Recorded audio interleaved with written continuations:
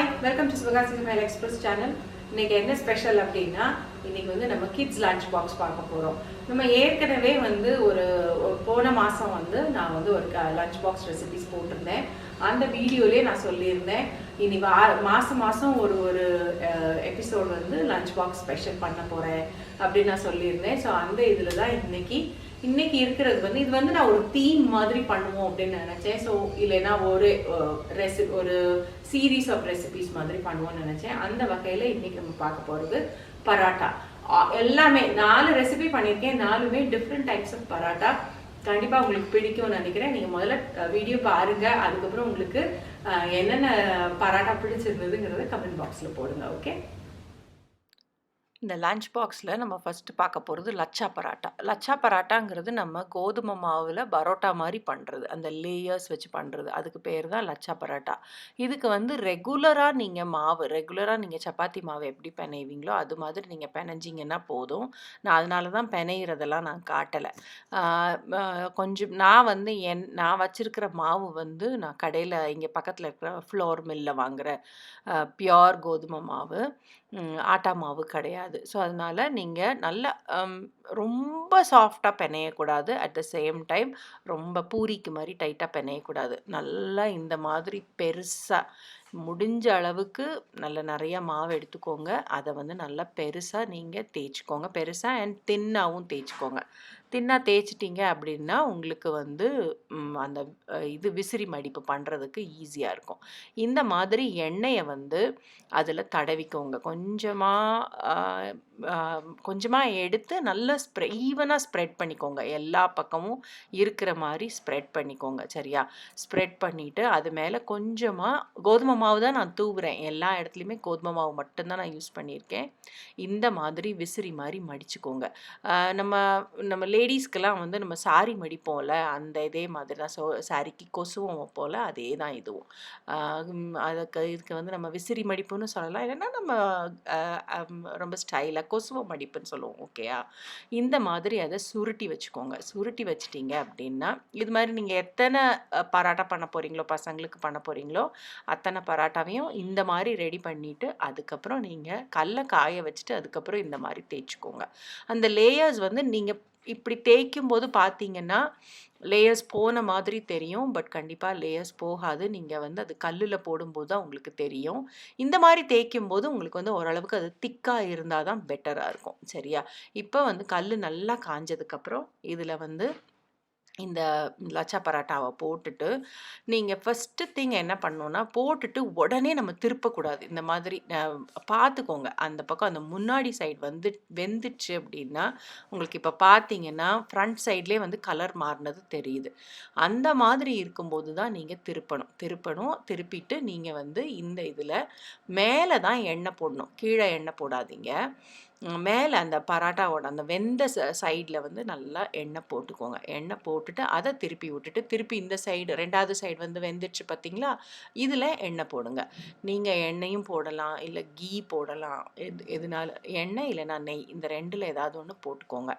பசங்களுக்கு கொடுக்குறீங்க அப்படின்னா நீங்கள் நெய் போட்டிங்கன்னா இன்னும் கூட டேஸ்ட்டாக தான் இருக்கும், அவங்களுக்கும் ரொம்ப பிடிக்கும்.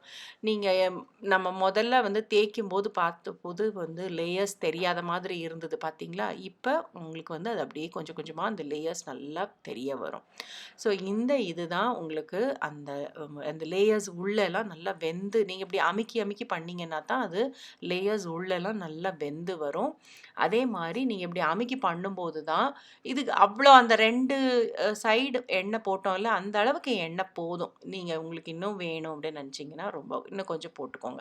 நீங்கள் இப்படி அமுக்கி பண்ணீங்க அப்படின்னா தான் உங்களுக்கு வந்து அது நல்லா கிறிஸ்பப் ஆகும். அந்த கிறிஸ்பப் ஆனால் தான் உங்களுக்கு லச்சா பராட்டா டேஸ்ட்டாகவும் இருக்கும். இது மாதிரி நான் இன்னைக்கு எனக்கு தான் போடுறேன். எனக்கு வீட்டில் யார் லஞ்ச் பாக்ஸ் எடுத்துகிட்டு போகிறதுக்கு இருக்கா? ஸோ அதனால் நான் எனக்கு 2 பண்ணேன். இது மாதிரி நான் சுருட்டி அன்னைக்கு நான் லஞ்சுக்கு வந்து எனக்கு பன்னீர் கோஃப்தா குழம்பு நான் பண்ணியிருந்தேன். அந்த இதை தான் அன்னைக்கு நான் சர்வ் பண்ணியிருக்கேன். இது வந்து நீங்கள் எந்த இதுனாலும் நீங்கள் வச்சு சர்வ் பண்ணலாம். நெக்ஸ்ட் நம்ம பார்க்க போகிறது பன்னீர் பராட்டா. பன்னீர் பராட்டா வந்து நம்ம யூஷுவல் பன்னீர் ஸ்டஃப்டு பராட்டா அதுதான்.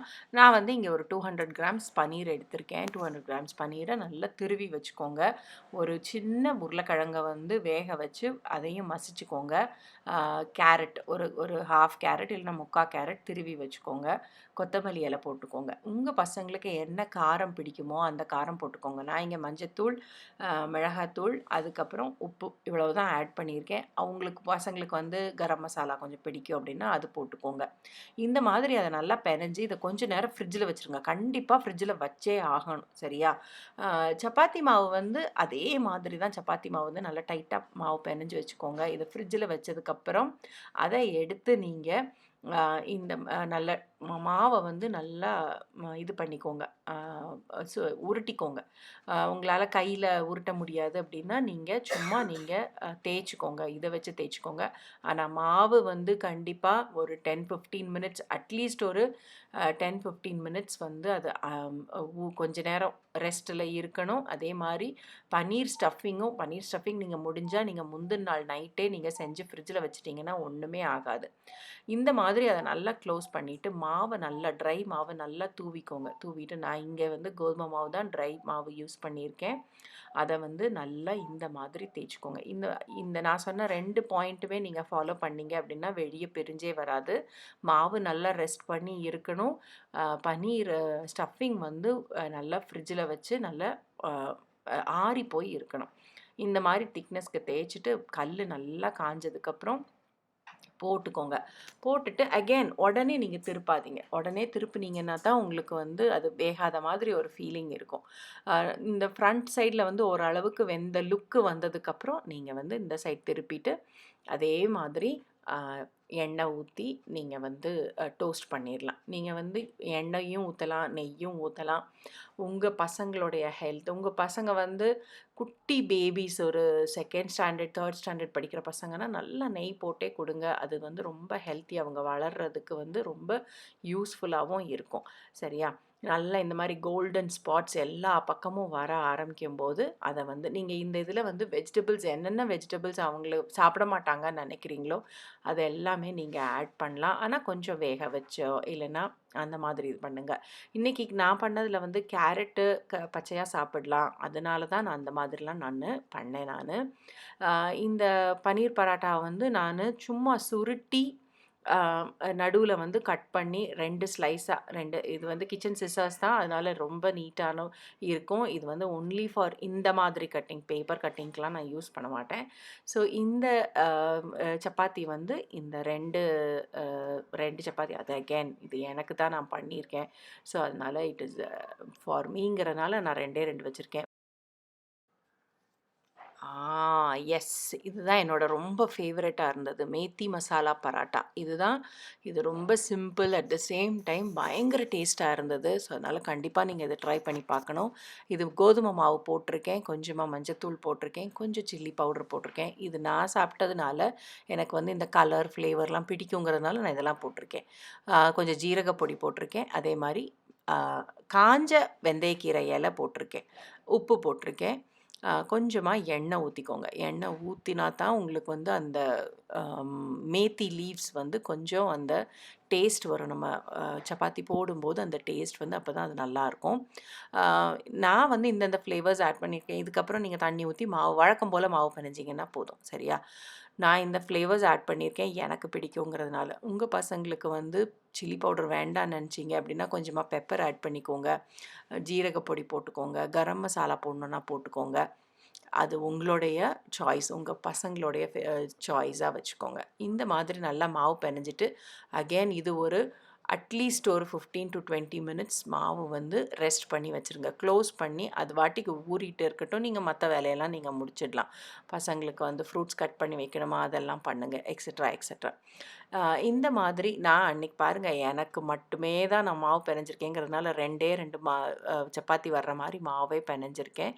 இதை வந்து வழக்கம் போல் நீங்கள் இது மாவு இது பண்ணிவிட்டு ட்ரை மாவு இது பண்ணிவிட்டு நான் ட்ரை மாவு வந்து இந்த மாதிரி ஒரு டப்பாவில் போட்டு வைக்க ஆரம்பிச்சிருக்கேன் இப்போ தான். ரொம்ப நாளெல்லாம் இப்படி போட்டு வைக்கல. நான் வந்து இந்த மாதிரி டப்பாவில் வந்து ஈஸியாக இருக்கட்டும், நமக்கு போடுறதுக்கு ஈஸியாக இருக்கட்டும்னு சொல்லி இந்த மாதிரி குட்டி டப்பாவில் வந்து ட்ரை மாவு போட்டு வச்சுருக்கேன். இது வந்து முடிஞ்ச அளவுக்கு நல்லா தின்னாக தேய்ச்சிக்கோங்க. இது நீங்கள் தின்னாக தேய்ச்சிங்க அப்படின்னா தான் அந்த ஃப்ளேவர்ஸ் எல்லாம் நல்லா வரும். நான் போன தடவை பண்ண போது கொஞ்சம் திக்காக தேய்ச்சிட்டேன். எனக்கு வந்து அது உள்ள வேகாத மாதிரி ஒரு ஃபீலிங் இருந்தது. நான் வந்து இங்கே 2 சப்பாத்தி எனக்கு தேய்ச்சிட்டு அதை வந்து நான் இப்போ கல்லில் போட போகிறேன். சேம் ப்ரொசீஜர் தான். நீங்கள் வந்து ஒரு சைடு நல்லா வெந்த லுக்கு வந்ததுக்கப்புறம் தான் நீங்கள் அடுத்த சைடு திருப்பணும். அண்ட் அஃப்கோர்ஸ் இந்த சப்பாத்திக்கு நெய் போட்டிங்கன்னா மட்டும்தான் செம்ம டேஸ்ட்டாக இருந்தது. நான் லாஸ்ட் டைம் பண்ணபோது இது பண்ணிட்டேன், எண்ணெய் போட்டிருந்தேன். ஸோ எனக்கு வந்து அந்த டேஸ்ட் அவ்வளோ ஒன்றும் பிடிக்கல. பாருங்கள், நான் குட்டி நெய் ஸ்பூனை வச்சுக்கிட்டு எவ்வளோ அல்லாடுறேன்னு பாருங்கள். இதுக்கப்புறம் உடனே மாற்றிட்டேன், வேறு ஸ்பூனை போய் எடுத்துகிட்டு வந்துட்டேன். இதுவும் நல்ல கோல்டன் ஸ்பாட்ஸ் நல்லா டோஸ்ட் ஆனதுக்கப்புறம் செம்ம டேஸ்ட். அந்த அந்த மெயினாக வந்து அந்த வெந்தயக்கீரைக்கு தான் அந்த நெய்யும் வெந்தயக்கீரையும் சேர்ந்து பயங்கர வாசமாக இருந்தது. இது கண்டிப்பாக பசங்களுக்கு வந்து பிடிக்கும். இதுக்கு வந்து என்ன நீங்கள் தொட்டு கொடுக்கலாம் அப்படின்னா எனக்கு சரியாக தெரியல. நான் அன்னைக்கு ஆக்சுவலாக நான் வந்து எனக்கு குக்கும்பர் ரைத்தா வச்சுருந்தேன். அண்ட் பாருங்கள், நான் இந்த மாதிரி குட்டி குட்டியாக கட் பண்ணிட்டேன். இதுனா பசங்களுக்கு வந்து கொஞ்சம் ஈஸியாக இருக்கும் சாப்பிட்றதுக்கு அப்படின்னு சொல்லிட்டு. பட் அகெயின் என்ன குழம்புனாலும் இதுக்கு வந்து டேஸ்ட்டாக தான் இருக்கும். ஒன்றுமே இல்லையா, பேசாமல் தயிர் மட்டும் வச்சு கொடுத்தீங்கன்னா கூட ரொம்ப டேஸ்ட்டாக இருக்கும். நான் இந்த 2 சப்பாத்தியுமே இந்த மாதிரி உருட்டி இந்த மாதிரி ஒரு பாக்ஸில் வச்சுட்டேன். ஸோ நீங்களும் அது மாதிரி செய்யுங்க. நெக்ஸ்ட் நம்ம பார்க்க போகிறது ஸ்ட்ரீட் ஸ்டைல் எக் பராட்டா. சரியா? இதுக்கு வழக்கம் போல் அதே சப்பாத்தி மாவு தான். நோ சேஞ்ச் இன் சப்பாத்தி மாவு எக்ஸப்ட் ஃபார் மேத்தி மசாலா பராட்டா. சரியா? இந்த இந்த அன்னைக்கு நான் வந்து இந்த எக் பராட்டா வந்து அன்னைக்கு சந்தியா வீட்டில் இருந்தால் சந்தியாவுக்காக செஞ்சு கொடுத்தேன். ஸோ அதனால வந்து எனக்கு வந்து மாவு பிணைஞ்சு கொஞ்சம் ஊற போட்டு வைக்கிறதுக்கு டைம் இல்லாமல் போயிடுச்சு. பட் நீங்கள் வந்து கண்டிப்பாக இதை வந்து அட்லீஸ்ட் ஒரு 15 மினிட்ஸ் ஆகுது மாவை பிணைஞ்சு வச்சுடுங்க. அப்படின்னா தான் உங்களுக்கு வந்து ஒரு 15 மினிட்ஸ் ஆகுது அது ஊறி ரெடியாக இருக்கும். இதை நம்ம ஃபஸ்ட்டு நம்ம பண்ணோம் இல்லையா, அதே மாதிரி தான் விசிறி மடிப்பு மடிக்கணும். மடித்து இதே மாதிரி நீங்கள் சுற்றி இந்த மாதிரி பராட்டா பண்ணீங்க அப்படின்னா தான் இந்த ஸ்ட்ரீட் ஸ்டைல் எக் பராட்டாவுக்கும் வந்து நல்லாயிருக்கும். ஸ்ட்ரீட் ஸ்டைல் எக் பராட்டா வந்து அவங்க வந்து ஆக்சுவலாக வந்து பார்த்திங்கன்னா மைதா மாவு நிறையாவும் கோதுமை மாவு கொஞ்சமாகவும் சேர்ப்பாங்க. அதனால தான் அவங்களுக்கு வந்து இந்த சைட்ஸ் எல்லாம் பிரியாமல் வரும். நான் வந்து கம்ப்ளீட்டாக அன்றைக்கி கோதுமை மாவு மட்டுமே தான் போட்டிருந்தேங்கிறதுனால எனக்கு நான் வந்து ஊற போடலை அப்படிங்கிறதுனாலையும் எனக்கு வந்து அந்த மாதிரி கொஞ்சம் சைட்ஸ் எல்லாம் பிரிஞ்சு இருந்தது. பட் மற்றபடி எவ்ரிதிங் இஸ் ஃபைன். இப்போ இந்த இதை வந்து நீங்கள் வழக்கம் போல் நம்ம ஃபஸ்ட்டு நம்ம லச்சா பராட்டா பண்ணோம் பார்த்தீங்களா, அதே மாதிரி அதே ப்ரொசீஜரில் நீங்கள் பண்ணிக்கோங்க. உங்கள் பசங்க எக்கு சாப்பிட மாட்டாங்க அப்படின்னா நான் உங்களுக்கு அடுத்த தடவை இன்னொரு ரோட்டிஸ் சீரீஸில் வந்து நான் உங்களுக்கு வேறு ரோட்டி பண்ணி காட்டுறேன். பட் இந்த எக் பராட்டா வந்து ரொம்ப ரொம்ப டேஸ்ட்டாக இருக்கும்.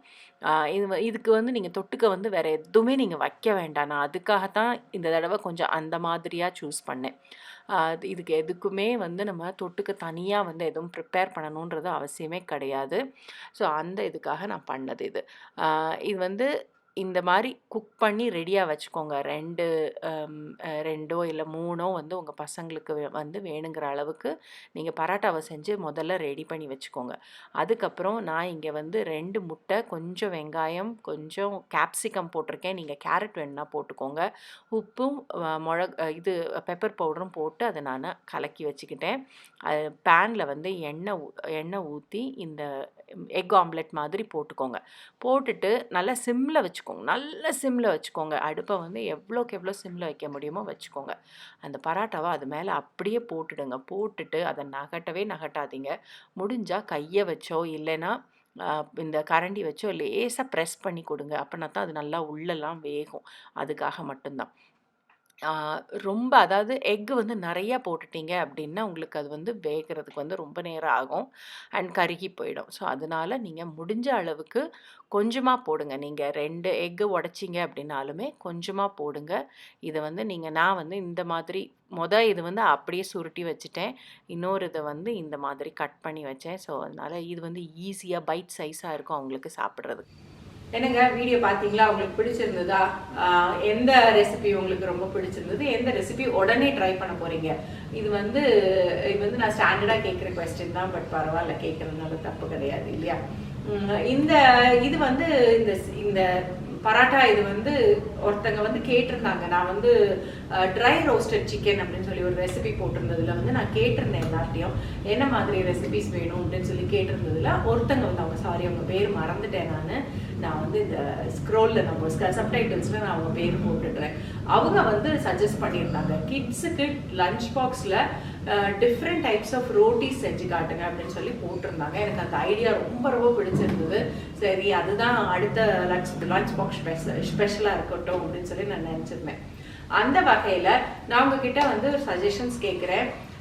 இந்த வீடியோக்கு கீழே வந்து நீங்கள் கண்டிப்பாக உங்களோட ஐடியாஸ் ஏதாவது ஒரு சீரீஸ் மாதிரி எனக்கு கொடுங்க, ஒரு ஐடியாஸ் கொடுங்க. ஐடியாஸ் இல்லை, சஜஷன்ஸ் கொடுங்க. இட் கேன் பி லைக், அதாவது தனி ரெசிபி எனக்கு வந்து வெஜிடபிள் பிரியாணி செஞ்சு காட்டுங்க, அந்த மாதிரி தனி ரெசிபியாக கேட்காதீங்க. 4 ரெசிபி ஒன்றா சேர்த்து நான் கொடுக்க போகிறேன். ஸோ அதனால் it has to be a series kind of thing. Sandwich recipes போடுங்க அப்படின்னு சொல்லி போடுங்க, இல்லைன்னா ரைஸ் ரெசிபிஸ் போடுங்க அப்படின்னு சொல்லி கொடுங்க, இல்லைன்னா பார்ட்டி தீம் அந்த மாதிரி சொல்லி எதாச்சும் எனக்கு வந்து கொஞ்சம் சேலஞ்சிங்காக கொடுங்க. ஸோ அதை வந்து எனக்கு வந்து அது கொஞ்சம் ஃபன், எனக்கு வந்து அது பிடிக்கும். கொஞ்சம் டிஃப்ரெண்ட்டாக யோசிச்சு பண்ணுறது வந்து எனக்கு பிடிக்கும். ஏன்னா எல்லா ரெசிபீஸுமே மோஸ்ட்லி நம்ம மெயின் சேனலில் இருக்குது. நிறைய ரெசிபீஸ், லஞ்ச் பாக்ஸ் ரெசிபீஸ் இருக்குது. அந்த இதில் வந்து கொஞ்சம் டிஃப்ரெண்ட்டாக என்னோட ட்விஸ்ட்டோட நான் உங்களுக்கு கொடுக்கறதுக்காக தான் நான் வந்து இந்த சஜஷன்ஸ் கேட்குறேன். ஸோ இது வந்து நீங்கள் கண்டிப்பாக கமெண்ட் பாக்ஸில் போடுவீங்கன்னு நினைக்கிறேன். உங்களோடது சூஸ் ஆச்சுன்னா I will be very very happy. So அடுத்த அண்ட் அஃப்கோர்ஸ் இந்த தடவை வந்து எனக்கு லஞ்ச் பாக்ஸ் ரெசிபிஸ் இது போடுறதுக்கு வந்து எனக்கு ரொம்ப டைம் ஆயிடுச்சு. ஆல்மோஸ்ட் எண்ட் ஆஃப் ஜூலை வந்துட்டோம் நம்ம. பட் பரவாயில்ல, நான் இப்போ உடனே ஜூலையில் போடணும்னு நினச்சேன், போட்டுட்டேன். ஐ வில் ட்ரை, இது வந்து ஆகஸ்டில் வந்து I will try to shoot this and upload it by first week of August, இல்லைன்னா செகண்ட் வீக் ஆஃப் ஆகஸ்ட்குள்ளே நான் உங்களுக்கு போட ட்ரை பண்ணுறேன். அதே மாதிரி அது வந்து அப்படியே கண்டினியூ ஆகட்டும். So every month first or second வீக்கில் வந்து வர்ற மாதிரி நான் கண்டினியூ பண்ணுறேன். ஸோ இந்த ரெசிபிக்கு கமெண்ட் பாக்ஸுக்கு கீழே கண்டிப்பாக நீங்கள் கமெண்ட் பண்ணுங்கள். அடுத்த வீடியோவுக்கு உங்களோட ஐடியாவாக இருக்கலாம். ஸோ அதனால நீங்கள் கண்டிப்பாக கமெண்ட் பண்ணுங்கள். ஓகேயா? இந்த வீடியோ உங்களுக்கு பிடிச்சிருக்குன்னு நினைக்கிறேன். கண்டிப்பாக பிடிச்சிருந்ததுன்னா கண்டிப்பாக நீங்கள் ட்ரை பண்ணணும். ட்ரை பண்ணிவிட்டு உங்கள் பசங்களுக்கு எது ரொம்ப பிடிச்சது அப்படிங்கிறத எனக்கு கமெண்ட் பாக்ஸில் போடுங்க. Be very happy. பிகாஸ் எனக்கு கிட்ஸ்னால் ரொம்ப பிடிக்கும். கிட்ஸு வந்து அது ரொம்ப நல்லா இருந்ததுமா அப்படின்னு உங்ககிட்ட பாராட்டினாங்க அப்படின்னா that's the best prize for me. So அதனால அதுக்காக தான் நான் சொன்னேன். ஸோ அடுத்த வீடியோவில் உங்களை மீட் பண்ணுறேன். அன்டில் தென் பாய்.